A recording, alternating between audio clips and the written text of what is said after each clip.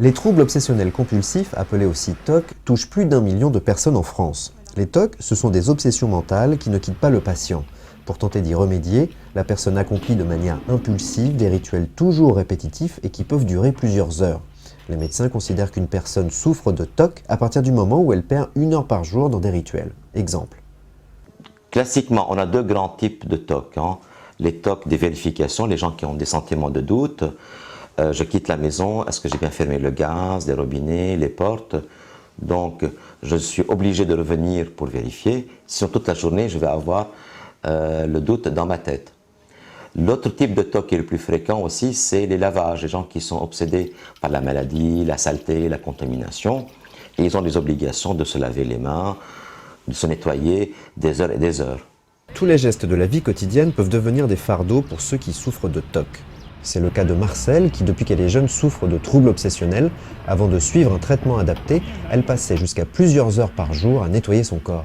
Alors je souffre de TOC de lavage et de vérification, principalement. Un petit peu la massage, mais enfin ça c'est rien du tout. J'ai toujours peur de jeter, donc je me dis ça peut toujours servir. J'allais au lavabo et je me lavais les mains 6 fois de suite. Alors, vous allez me poser la question pourquoi 6 fois, je n'en sais rien, ça aurait pu être 7, ça aurait pu être 8. Ensuite il fallait que je me lave la bouche, c'était 7 fois. Et puis ensuite il y avait les avant-bras. Donc au démarrage, bon, c'était peut-être 25 ou 26 fois. Et dans le TOC, ça ne va jamais en diminuant, ça va toujours en augmentant. Donc de 26, ça passait à 27. Parce qu'à 26, je me disais, bon, oh, peut-être encore une fois, on ne sait jamais si c'est bien propre. Et puis après, ça s'arrêtait. Les traitements sont doubles. On associe très souvent une prescription d'antidépresseurs à des thérapies comportementales qui désensibilisent la personne à ses propres impulsions. Quand on soigne un TOC, les critères pour nous d'amélioration et une baisse de 50% des symptômes. On ne peut pas parler de guérison. Il y a quelques cas qui guérissent complètement, mais ce n'est pas le but. Le but, c'est de vivre avec son TOC, diminuer le côté handicapant des TOC. Donc la majorité des malades qui ont un TOC et qui sont soignés, ils vont avoir un résidu qui est de 40 à 50%, mais c'est un résidu qui est viable.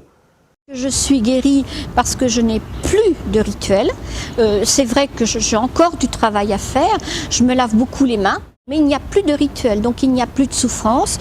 Je peux vivre normalement, je peux faire mes courses normalement, je peux tenir mes sacs en plastique des 2 côtés, or ce que je ne faisais pas avant, c'était que d'un bras.